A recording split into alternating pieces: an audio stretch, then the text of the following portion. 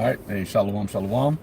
First and foremost, we want to give all praises, honor, and glory to Yahawah, Bahashem, YAHAWASHI, Bahashem, Rakakadash, and double honor to the apostles and elders of Great Millstone. Peace, love, salutations, and blessings to the house of David, which is the elect. All right, it's the brother Atazawam, and I got the brother Ali Shai with me. Shalom. And just through the spirit, just having holy conversation, of course. Measuring the times, speaking about the things that are happening in the world, and as the conclusion as always is, we're living in the age, right? We're living in the time and witnessing the end of a kingdom, right? And the kingdom that is coming to an end is Esau, Edom's rulership, right? Which is all, according to prophecy, right? Second Ezra, the 6th chapter, the Lord told Ezra, right? Because the men of the Lord, the true believers, always was inquiring of when, our kingdom was going to be restored. Because that was a promise that the Lord, gave unto our forefathers, starting with Abraham, that, the kingdom, the earth, the dominion was going to be given unto the Israelites, right? From Isaac, right? I mean, from Abraham as a promise, to Isaac as an oath, and then to Jacob as a law, right? Confirmed. And it confirmed, right? And it's, through YAHAWASHI sitting upon the throne of David, is that kingdom going to be established on earth, which is the kingdom of righteousness. You see, and before that time comes, we have to, go through certain prophecies, certain things, which the Lord already ordained from the beginning. And now we're at the end of that first, age, okay, the first period of the heathenistic rulership, which Daniel, right, he had the dream of well, I should say Nebuchadnezzar had the dream of the statue, and Daniel, broke it down, which, spoke about in the time of those 10 toes representing, the NATO and EU countries, countries.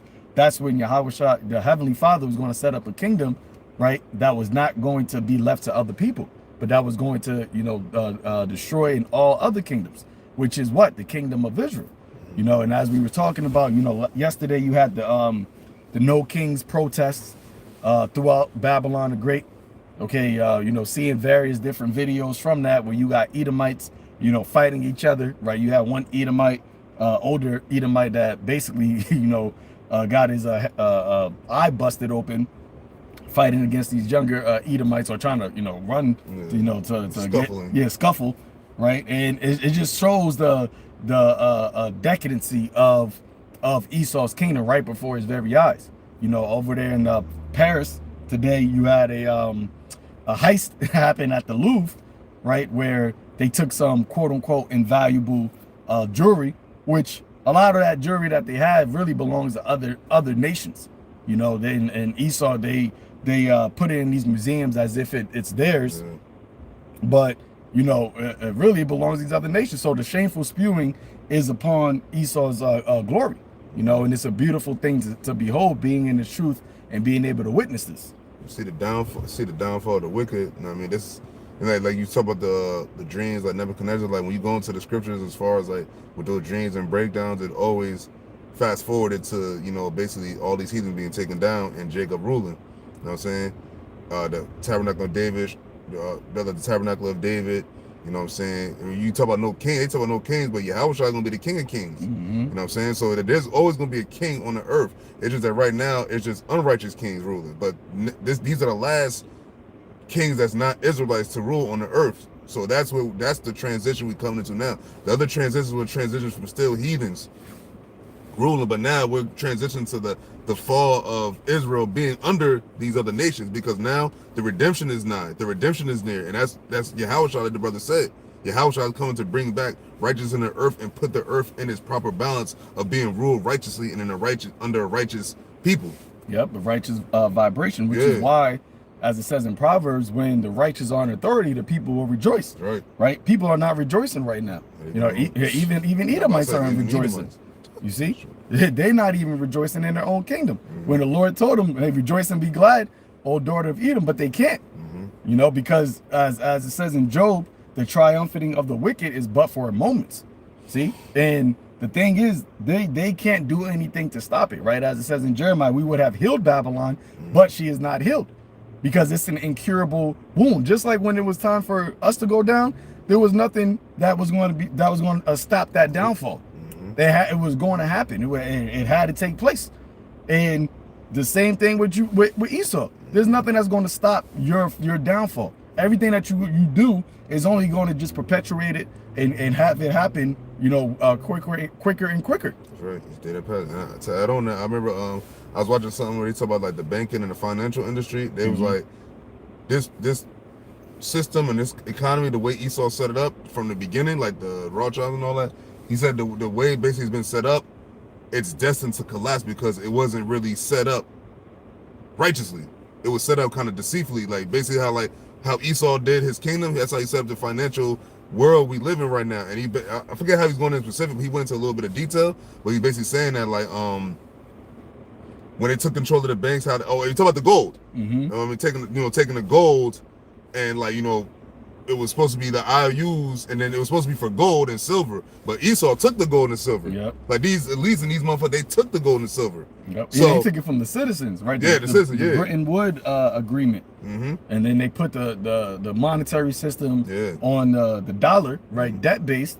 And then from that point on, all you had was a systematic downfall of your monetary system. And when you go into like the timeline of it, I believe it was in around the late 1800s. If I'm not mistaken, I could be wrong, but I believe it was around the late 1800s where like they fully started to get into taking over the banks. Because you remember what's Mayor D. Rothschild? M. Bauer. Yeah, M. Bauer. He was born in the 1700s. So like, do you go into like, when America came around 1776, where officially. So you got to think about, these are the prime years of Esau's rule in the last beast. You know, when all the Roman Empire was reborn and shit. Yep. You got that in the Sirach? Yeah. I'm gonna start so I'm starting at the top. So it says this is Sirach chapter 10, verse 1. It says, a wise judge will instruct his people, and the government of a prudent man is well ordered. Now, if I may say something, when we talked about earlier, how we were talking about Trump, he's all double-minded and he's all flip-floppy and shit. This is talking about motherfuckers like that. Because now look at America. America, he's been puffed up like, oh, Trump, he's going to do this, do that. But in turn, he's doing the exact opposite for America. He's making it very not great right now. You know what I'm saying? It says verse 2, and it says, as the judge of the people is himself, so are his officers. Yep. And as we were just saying about Trump being unstable and finicky, you know, that's a very bad trait to have as a ruler, right? You're a ruler and you're in conflicts, right? So-called the commander-in-chief. So you also in conflicts and you're finicky. We were just speaking about what he said to Zelensky, right? They said that there was let me see if I can find the article. I remember some of the quotes he said. Yeah, I got it right here. It says Trump, this is coming from Financial Times. It says Trump pressed Zelensky to agree to Russia's conditions to end the conflict, cautioning that Putin would destroy Ukraine if it declined. Their White House discussions reportedly escalated into yelling, with Trump, quote, cursing all the time. Now, remember, you had Trump just a couple weeks ago said, right, that Ukraine could actually win the war, right, and we we should be giving them every opportunity and more weapons to do so. And then he just had the meeting with Zelensky, and then now he's saying, nah, we can't give them the tomahawks because we need it ourselves. It keeps going back and forth, and that's why we were just reading, as brother read, that a unwise king destroyed his people. You can't even count on him to keep consistency in his rhetoric, man. And now I seen earlier today, he basically called out the president of Colombia, right, and said that they're going to be taking away all quote unquote US aid from there, which we brought out yesterday. The whole purpose of what they're doing in South America is really because they want to try to cement the American their southern border, because they know that they're about to go to war, so they don't want to have any of their enemies able to get the upper hand via the South American countries. Proximity, yep. You see, so we're seeing this devil in a scrambling mode right now, right? In football they call it no huddle, right? When you don't got a lot of time left, but you still got to score points, you just doing a whole bunch of different shit. And usually when that happens, you end up throwing a pick, you end up getting sacked. Right. But at the end of it, you're going to run out of time. It's always be a bad result. Yep. You can't spike the ball because you got to score. Can't call timeout. And that's exactly what's going on. Remember, it's only been 8 months, 9 months, 10 months he's been in office. So like you think about the time he's been in office. He got in office until now. Look at the whole. Look at America and look at. Hold on, I gotta go. Sorry, hold on, I think I can text. No, go ahead. Okay, come. Yeah. So like, and that just go to show like that's it's going to fuck America up even more. So continuing on.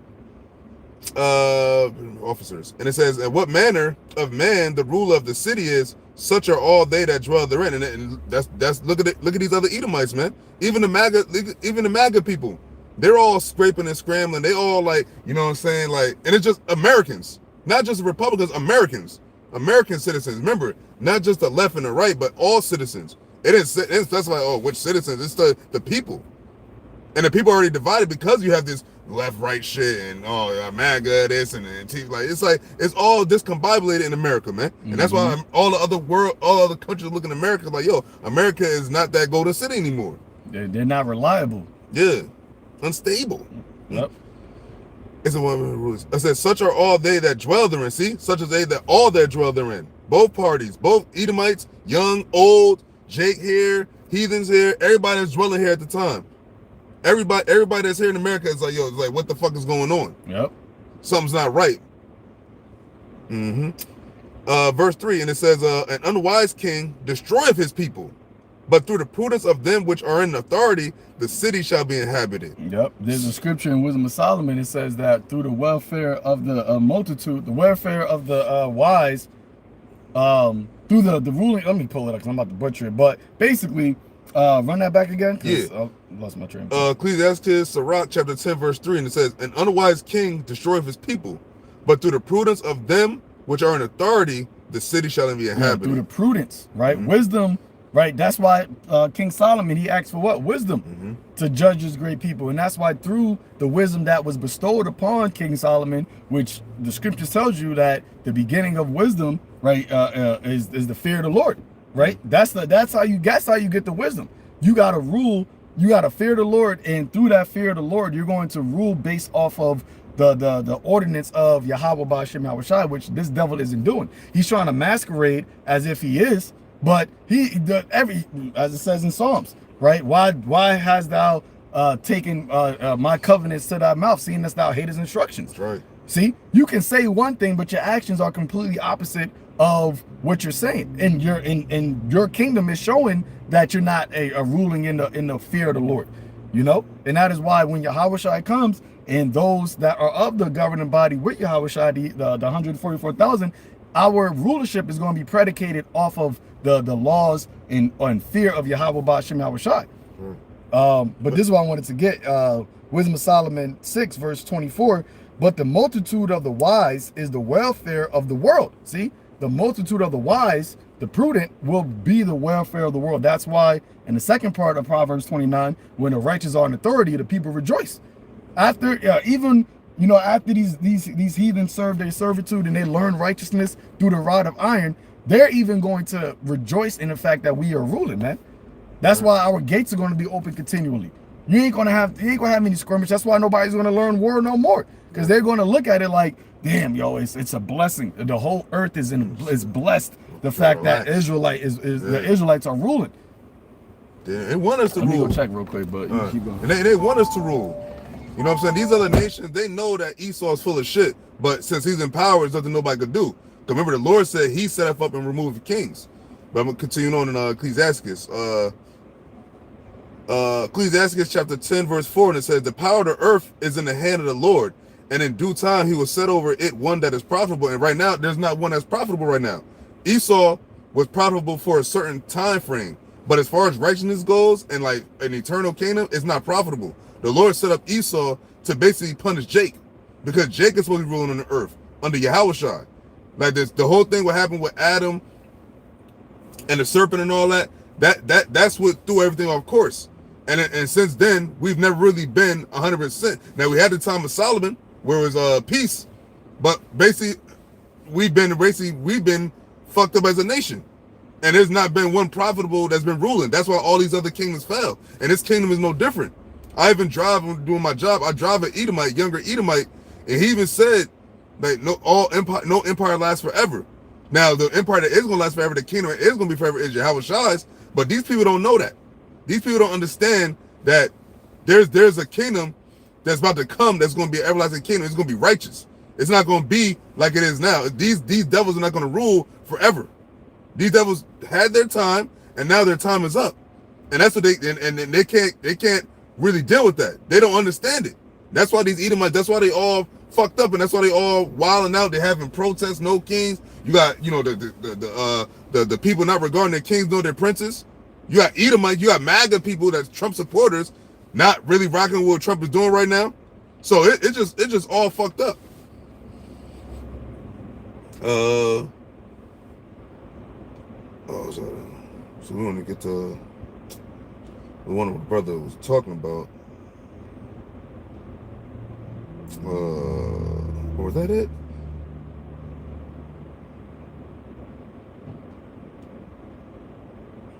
It's all good. Oh, here's a good one. I'm waiting for the brother to get it because I only wanted to get something else. So continuing on in Sirach chapter 10, I'm gonna jump down to verse 22. And it said, you know, since Trump is a businessman and since Trump is all a rich class, it says, whether he be rich, no, excuse me. This verse 21, it says, the fear of the Lord go before the obtaining of authority, but roughness and pride is the losing thereof. Who is not Trump one of the most prideful people, man? Trump, all he speaks about is in a prideful manner. And the Lord said, what? A lying tongue, which he's a liar, because he's been caught lying a few times. He's prideful, and so are his minions, so are his officers. They all rock them, and they putting that back on the Edomite regular citizens. Kanye, it's ready. Okay, so it says that whether he be rich, noble, or poor, their glory is the fear of the Lord. And like the brother was talking about before, that's what these devils don't have. Trump don't fear the Lord. Mm-hmm. These Edomites don't fear the Lord. If they did, they would have ruled it in a different way already. When they first started ruling. But none of these nations fear the Lord because they don't know the Lord.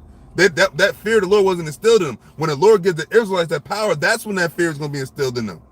You know what I'm saying? Yeah. Yeah, we can wrap it up. Hey, you know, Lord willing, we'll be back with it. Kind of, you know, the timing was kind of off with the seating, but you know, Lord willing, we'll be back with it. But you know, with that, we'll close it out, giving all praises, honor, and glory to Yahawah, Hashem, YAHAWASHI, Hashem, Till next time, Shalom. Damn, can't even get this nips.